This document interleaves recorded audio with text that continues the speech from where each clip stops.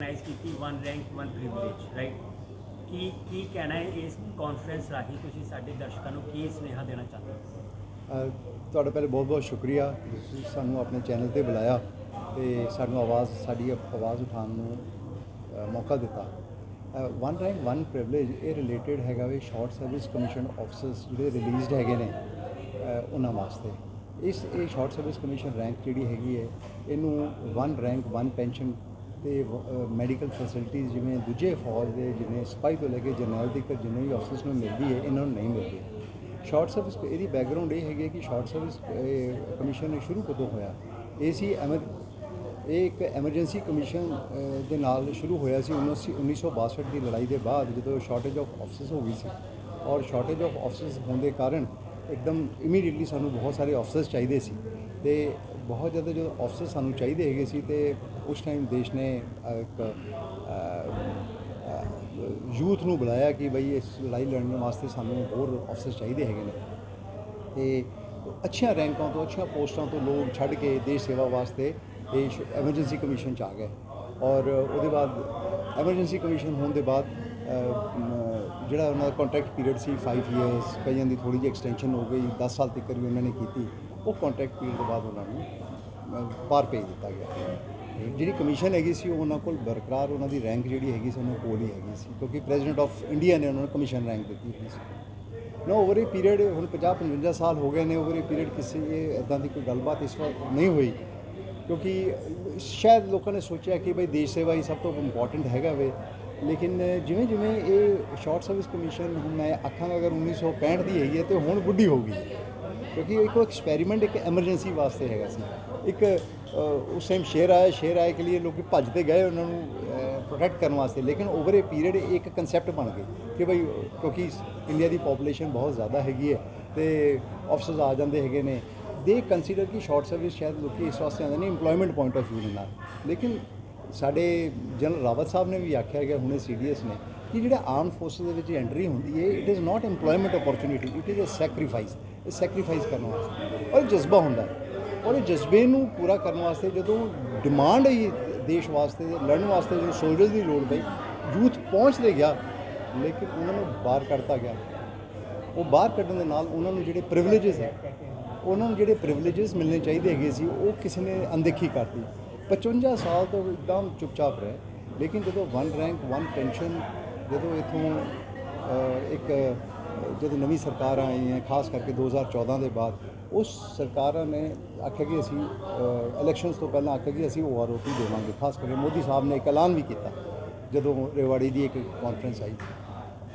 ਉਸ ਕਾਨਫਰੰਸ ਦੇ ਵਿੱਚ ਵਨ ਰੈਂਕ ਵਨ ਪੈਨਸ਼ਨ ਜਦੋਂ ਸਾਰਿਆਂ ਨੂੰ ਮਿਲ ਗਿਆ ਜਦੋਂ ਵਨ ਰੈਂਕ ਪੈਨਸ਼ਨ ਮਿਲ ਗਿਆ ਔਰ ਉਹ ਜੰਤਰ ਮੰਤਰ ਦੇ ਵਿੱਚ ਕਾਫੀ ਲੋਕੀ ਇਹ ਸ਼ੋਰ ਮਚਾ ਰਹੇ ਸੀ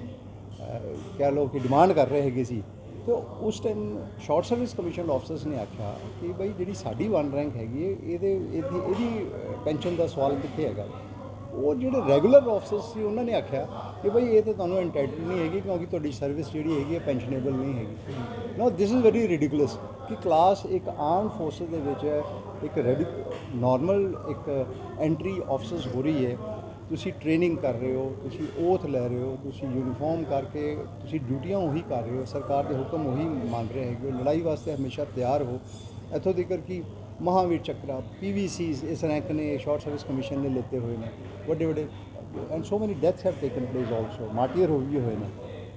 ਲੇਕਿਨ ਜਦੋਂ ਪ੍ਰਿਵਿਲੇਜ ਦਾ ਸਵਾਲ ਆਇਆ ਪਿਛਲੇ 55 ਸਾਲ ਤੋਂ ਕੋਈ ਨਹੀਂ ਸੁਣ ਰਿਹਾ। ਫਿਰ उसके बाद फिर कुछ ऑफिसर्स ने मिलकर all India short service commission officers welfare association बनाई और कुछ लीगल केसेस भी पाए हाई कोर्ट भी पाया सुप्रीम कोर्ट भी कुछ केसेस चल रहे हैं। इन्होंने ना कोई मेडिकल फैसिलिटी मिल रही ना इन्होंने कोई पेंशनस मिल रही ने ना इन्होंने एक्स सर्विसमैन के तौर पर देखा जाता है ना ਇਹਨਾਂ ਦੇ ਬੱਚਿਆਂ ਨੂੰ ਕੋਈ ਇੰਸਟੀਟਿਊਸ਼ਨਸ ਵਗੈਰਾ ਐਕਸ ਸਰਵਿਸਮੈਨ ਦੇ ਤੌਰ ਦਿੱਤੇ ਜਾ ਰਹੇ ਨਾ ਹੀ ਇੱਥੇ ਕਿ ਕਲੱਬਸ ਵਗੈਰਾ ਦੇ ਜੇਕਰ ਮੈਂਬਰ ਵੀ ਬਣਦੇ ਨੇ ਕਿ ਉੱਥੇ ਕੋਈ ਰਾਈਟ ਸੀ ਪਹਿਲੇ ਤਾਂ ਮੈਂਬਰ ਨਹੀਂ ਬਣਨ ਦਿੰਦੇ ਅਗਰ ਜਾਂਦੇ ਨੇ ਤਾਂ ਦੇ consider them you don't have voting right because SS officer. So ਇੱਕ ਰੈਂਕ ਜਿਹੜੀ ਪ੍ਰੈਜ਼ੀਡੈਂਟ ਆਫ ਇੰਡੀਆ ਦੀ ਇੱਕ ਰੈਂਕ ਮਿਲੀ ਹੋਈ ਸੀ ਔਰ ਉਹ ਤਾਂ ਸਾਡੇ ਕੋਲ ਆਰਟੀਕਲ 18 ਆਫ ਦਾ ਕਨਸਟੀਟਿਊਸ਼ਨ ਦੇ ਵਿੱਚ ਉਹ ਤਾਂ ਸਾਡੇ ਨਾਲ ਹੀ ਰਹਿਣੀ ਹੈ। ਆਰਟੀਕਲ 18 ਕਹਿੰਦਾ ਹੈਗਾ ਵੇ ਕਿ all ranks are abolished but not military rank ये मिलिट्री रैंक है कि ਤੇ ਮਿਲਟਰੀ ਰੈਂਕ ਦਾ ਜਿਹੜੀ ਤੋਹੀਨ ਹੈਗੀ ਹੈ, ਡਿਸਆਨਰ ਹੈਗਾ ਵੇ, ਇਹ ਅਨਐਕਸੈਪਟੇਬਲ ਹੈਗਾ। ਔਰ ਇਹ ਜਿਹੜਾ ਸਾਡਾ 1 ਰੈਂਕ 1 ਪੈਨਸ਼ਨ ਦਾ ਜਿਹੜਾ ਜਿਹੜੀ ਡਿਮਾਂਡ ਹੈਗੀ ਹੈ, ਜਿਹੜੀ ਸ਼ਾਰਟ ਸਰਵਿਸ ਨੇ ਕੀਤੀ ਹੈਗੀ ਹੈ, ਉਹ ਜਿਹੜੀ ਚੀਜ਼ ਹੈਗੀ ਹੈ, ਇਹਨੂੰ ਅਸੀਂ ਚਾਹੁੰਦੇ ਹੈਗੇ ਹਾਂ ਕਿ ਬਰਕਰਾਰ ਹੋਵੇ, ਇਹਨੂੰ ਇਸ ਰੈਂਕ ਨੂੰ ਪੂਰੀ ਇੱਜ਼ਤ ਦਿੱਤੀ ਜਾਵੇ। ਔਰ ਅਗਰ ਅਸੀਂ ਮੰਨਦੇ ਹੈਗੇ ਹਾਂ ਕਿ ਬਈ ਇਹ 1 ਰੈਂਕ 1 ਪ੍ਰਿਵਿਲੇਜ ਦਿਓ, ਠੀਕ ਹੈ, ਘੱਟ ਮਿਲੇਗਾ। ਅਗਰ OROP ਟੇਬਲ ਦੇ ਮੁਤਾਬਕ ਅਗਰ ਸਾਨੂੰ ਪੈਨਸ਼ਨ ਮਿਲਣੀ ਹੈ 5 ਸਾਲ ਦੀ 10 ਸਾਲ ਦੀ, ਉਹ ਟੇਬਲਾਂ ਮੁਤਾਬਕ ਅਸੀਂ ਘੱਟ ਦੀ acceptable, but as a right this rank should be taken as ਇੱਕ ਇਕੁਐਲਿਟੀ ਦੇ ਵਿੱਚ, ਡਿਸਕ੍ਰਿਮੀਨੇਸ਼ਨ ਨਹੀਂ ਹੋਣੀ ਚਾਹੀਦੀ। ਆਹੀ ਹੁਣ ਪ੍ਰੋਬਲਮ ਵੂਮਨ ਕਮਿਸ਼ਨ ਦੇ ਨਾਲ ਆ ਰਹੀ ਹੈ, ਆਹੀ ਪ੍ਰੋਬਲਮ ਜਿਹੜੀ ਹੈਗੀ ਹੈ ਸਰ, ਆਹੀ ਜਿਹੜੀ ਪ੍ਰੋਬਲਮ ਹੈਗੀ ਹੈ, ਆਹੀ ਜਿਹੜੀ ਪ੍ਰੋਬਲਮ ਹੈਗੀ ਹੈ, ਸਾਨੂੰ ਪ੍ਰੋਬਲਮ ਆ ਰਹੀ ਹੈਗੀ ਹੈ, ਵੂਮਨ ਕਮਿਸ਼ਨ ਹੋ ਗਿਆ ਜਾਂ ਜਿਹੜੇ ਦੂਜੇ ਹੈਗੇ ਨੇ। ਹੁਣ ਹਾਲਾਤ ਇਹ ਹੋ ਗਏ ਨੇ ਕਿ ਇਹ ਹੁਣ ਜਿਹੜੇ ਆਫਿਸਰਸ ਜਿਨ੍ਹਾਂ ਨੂੰ ਉਮਰਾਂ ਹੁਣ 60 ਸਾਲ 70 ਸਾਲ 80 ਸਾਲ ਹੋ ਗਈਆਂ ਨੇ, ਉਹਨਾਂ ਨੇ ਇਸ ਸਿਚੁਏਸ਼ਨ ਦੇ ਦੌਰਾਨ ਕਾਫੀ ਡਿਫਿਕਲਟੀਆਂ ਦੇਖੀਆਂ ਨੇ, ਕਾਫੀ